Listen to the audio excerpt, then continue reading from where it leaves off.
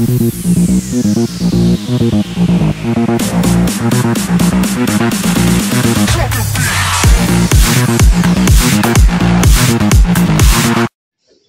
दर्शकों, आज हमारे साथ है एक पर्वतारोही जिन्होंने बहुत सी कठिनाइयों का सामना करके माउंट एवरेस्ट की चढ़ाई की है। तो स्वागत करते हैं आज के हमारे मुख्य अतिथि अरुणिमा सिन्हा का जोरदार तालियों के साथ।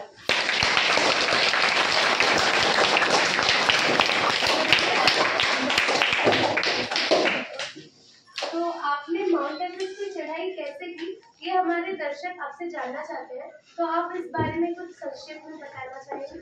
जी, नमस्कार आप सभी को। मैं अरुणिमा सिन्हा और आज मैं आपके सामने मैं कैसे माउंट एवरेस्ट की चढ़ाई की और क्या क्या कठिनाइयों का सामना करना पड़ा वो आज मैं आपके सामने बताना चाहूँगी। 2011 में मैं पद्मश्री एक्सप्रेस में लखनऊ से दिल्ली जा रही थी फुटबॉल मैच के लिए। वहाँ पे कुछ 5-6 लुटेरे आ गए और मैं एक सोने का हार पहनी थी और उसे छीनने लगे, तो मैं उनसे भड़ पड़ी और फिर मेरे को चलती ट्रेन से वो धकेल दिए। मेरे दुर्भाग्य से सामने एक और एक ट्रेन आ रही थी और जिससे मैं टकरा गई। टकराने के बाद मेरा होश चला गया और मैं जब मेरे आँख खुली, मैं मेरा हाथ ऐसे रख के जब मैं उठने की कोशिश की तब मेरे को पता चला कि मेरे एक पैर कट चुका है। दूसरे पैर की हड्डी टूट चुकी थी और मैं बहुत दर्द में थी। मैंने बहुत चीखा और चिल्लाया मदद के लिए, पर कोई नहीं आया। पर वहाँ पे कुछ मेहमान आ गए जो कि थे चूहे और वो मेरे कटे हुए पैर को कुतरने लगे। सुबह कुछ गांव वाले मेरे को डिस्ट्रिक्ट अस्पताल में ले गए और वहाँ पे मेरे जान बचाने के लिए मेरा पैर काट दिया गया बिना एनेस्थेसिया के, क्योंकि वो एक डिस्ट्रिक्ट अस्पताल था। और लोग वहाँ पे अफवाह फैला रहे थे कि अरुणिमा के पास टिकट नहीं था तो वो सुसाइड के लिए ट्रेन से कूद गई और ये सब सुसाइड करने के लिए कूद गई। ये सब को मैं चुप कराने के लिए मैंने एक संकल्प लिया, अपने दिमाग दिल से मैंने संकल्प लिया कि मैं माउंट एवरेस्ट चढ़ूंगी। फिर मैं ये लोगों को बताना चाहिए तो लोग मेरे को पागल समझे, क्योंकि मेरा एक पैर कट चुका था और मेरे एक दूसरे पैर में रॉड लगा हुआ था। तो फिर मैं ये बात मेरे परिवार वालों को बताई और फिर मैं एम्स दिल्ली में थी, तो वहाँ पे डिस्चार्ज होने के बाद मेरा भाई ओम प्रकाश मेरे को बचेंद्री पाल मैम के पास ले गया। तो बचेंद्री मैम मेरे को देख के पहले रो पड़ी, क्योंकि वो मेरे को बोली, अरुणिमा तुम ऐसे हालात में इतना बड़ा संकट भी हो, तुम तो अपने पीक में तुम ऑलरेडी पहुंच चुके हो, अभी सिर्फ तुम्हें ये लोगों को चुप कराना है। तो मैंने अपना ट्रेनिंग स्टार्ट किया। वहाँ पे जब लोगों को 2 मिनट का समय लगता था, मेरे को 2 घंटे का समय लगा। ऐसे लगातार 2 साल मेहनत के बाद मैं जाके माउंट एवरेस्ट पे चढ़ाई की और फिर मैं लोगों को चुप करा दी और दुनिया के प्रथम ऐसी विकलांग महिला बन गई जो कि माउंट एवरेस्ट में चढ़ा था। मैं 21/2013 10:55 में मैं टॉप ऑफ द वर्ल्ड में थी, माउंट एवरेस्ट में थी और मैंने ये साबित कर दिया कि चाहे कुछ भी हो जाए, विकलांगता आपको कुछ नहीं कर सकती और आप अपने दिल से दिमाग से जो भी आप निर्णय लेते हैं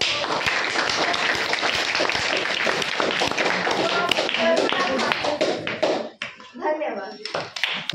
धन्यवाद अरुणिमा। अरुणिमा, अभी हमारे दर्शक आपसे कुछ सवाल पूछना चाहते हैं, तो मैं निवेदन करूंगी दर्शकों से अगर किसी को कुछ पूछना हो तो जोरदार ताली से स्वागत करेंगे गायत्री का।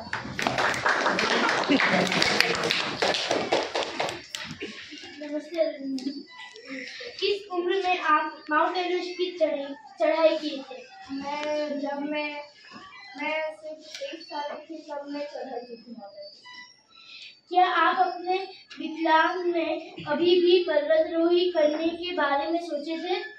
वैसे मैं पहले वॉलीबॉल खेला करती थी, पर जब मेरा पैर कटा और लोग मेरे अफवाह फैलाने लगे, उनको शांत कराने के लिए मैंने वॉलीबॉल से भी कठिन खेल को चुना, जो कि था माउंटेन रेसिंग। तो मैं फिर चुनी माउंट एवरेस्ट को, क्योंकि वो सबसे ऊंची पीक था, दुनिया का सबसे ऊंची पीक था, तो उससे मैंने चुना ताकि ये सबको मैं शांत करा सकूं। धन्यवाद। अभी मैं बुलाना चाहूंगी श्रवण को। नमस्ते, मैं आपसे बहुत प्रेरित हुई। क्या आप सोचते हैं कि सफलता के पथ पर भाग्य का हमारा साथ देना जरूरी है? वैसे मैं किसी का सोच को हानि नहीं पहुंचाना चाहती हूँ, पर मैं इसमें मैं भरोसा नहीं करती हूँ। भाग्य उसी का ही साथ देता है जिसके अंदर जीतने का, जिसको जीतना होता है, जीतने का वो होप रहता है, अपने अंदर विश्वास रहता है, उसके साथ ही लक साथ देता है। तो मैं ऐसे लक या उसमें मैं विश्वास नहीं करती। और माउंट एवरेस्ट की शिखर पर चढ़कर आपको कैसा लगा? वैसे मैं बहुत खुश थी, और मैं ऐसे प्रथम महिला, विकलांग महिला बन चुकी थी तब, और सब सोचे थे मैं जिंदा नहीं लौटूंगी, पर फिर मैं जिंदा लौट गई, और फिर मेरे को पद्मश्री से सम्मानित किया गया, और बहुत सारे छोटे छोटे लोग भी मेरे को ऐसे प्रेरित हुए मेरे से, तो मैं बहुत खुश थी। धन्यवाद। अरुणिमा, आपने जब माउंट एवरेस्ट की चढ़ाई की तब आपके लिए सबसे कठिन वक्त कौन सा? ऐसा कोई सफर के दौरान ऐसा कोई वक्त जब आपको सबसे ज्यादा कठिनाई हुई? जब हम माउंट एवरेस्ट में चढ़ रहे थे, वहाँ पे रास्ते में ही बहुत सारे लोग जो कि हार मान गए थे, कुछ लोग मरे पड़े थे और ऐसे। तो मैं हिलेरी स्ट्रिप में जब थी, तब मेरे को मेरे शेरपा ने, मेरे को जो शेरपा लोकल गाइड होते हैं, तो वो मेरे को फिर से जाने के लिए कहा, क्योंकि मेरा ऑक्सीजन खत्म होने वाला था। तो तब मेरे को बहुत कठिन हुआ, क्योंकि मैं अपने लक्ष्य के बहुत करीब थी, और जब कोई आपके लक्ष्य के आप जब बहुत करीब होते हैं और आपको कोई कदम पीछे करने के लिए बोलता है, तो बहुत दर्द होता है। तो वही सबसे कठिन समय था। अभी मैं बुलाना चाहूंगी अलग भाभी। क्या आपको केवल बचेंद्री पाल से ही मतलब वो केवल बचेंद्री पाल से प्रेरणा मिली या और किसी से? मैं खुद से प्रेरित हुई, क्योंकि मैं खुद संकल्प ली थी, और बचेंद्री पाल मैम मेरे को बहुत, वो मेरे में विश्वास करते थे। वो एक लौती महिला थी जो कि मेरे में विश्वास करते थे, मेरे परिवार को छोड़ के। तो हाँ, मेरे परिवार में मेरी माँ और मेरे भाई भी बहुत साथ दिया था। तो बचेंद्री पाल के अलावा मेरे परिवार से भी मैं खुश। क्या आपने कभी सोचा था कि ऐसा कोई एक्सीडेंट वगैरह हो जाएगा और आपका पैसा तुरंत बदल जाएगा पर्वतारोही नहीं बनने का? मैंने ऐसा कभी सोचा नहीं था, पर जिंदगी में बहुत सारी कठिनाई आनी पड़ती है, और वो कठिनाई को ही हमें अपना जीवन का वो अपॉर्चुनिटी जिससे देखना पड़ता है। तो मैंने जो मेरे पैर जब कट गया था, मैंने सोचा कि माउंट एवरेस्ट चढ़ने का ये एक लौटा साहस है, तो मैं माउंट एवरेस्ट चुनी, और वो मैं पहली विकलांग पर्वतारोही बनी। धन्यवाद। अब मैं बुलाना चाहूंगी जीवन को। वैसे आपने माउंट एवरेस्ट को क्यों चुना चाहा? माउंट एवरेस्ट दुनिया का सबसे ऊंचा शिखर था, और जैसे कि मैंने कहा, लोग बहुत सारे अफवाह फैला रहे थे मेरे बारे में, तो उन सबको चुप कराने के लिए शांत में मैंने कुछ नहीं कहा, और मैंने लिया कि वॉलीबॉल से भी बहुत कठिन खेल खेला, जो कि था माउंटेनियरिंग। तो मैंने माउंट एवरेस्ट चुना ताकि वो सबको मैं चुप करा सकूं, क्योंकि वो विश्व का सबसे ऊंचा पीक था। तो मैंने माउंट एवरेस्ट इसलिए चुना। अब मैं बुलाना चाहूंगी अंशुमान।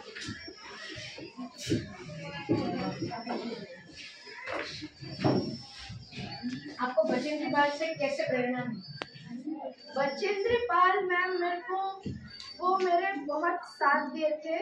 वैसे मेरे को 2 मिनट जो काम था वो मेरे को 2 घंटा लगा, और 15 घंटे जिसको चढ़ने आने में लगता था, उसको मैं 25-27 घंटे लेती थी। तो बचेंद्री पाल मैम मेरा बहुत साथ दिए और वैसे ही मैं बचेंद्री मैम से पहले से ही प्रेरित थी और इसलिए आपको बचेंद्री पाल में क्या पसंद?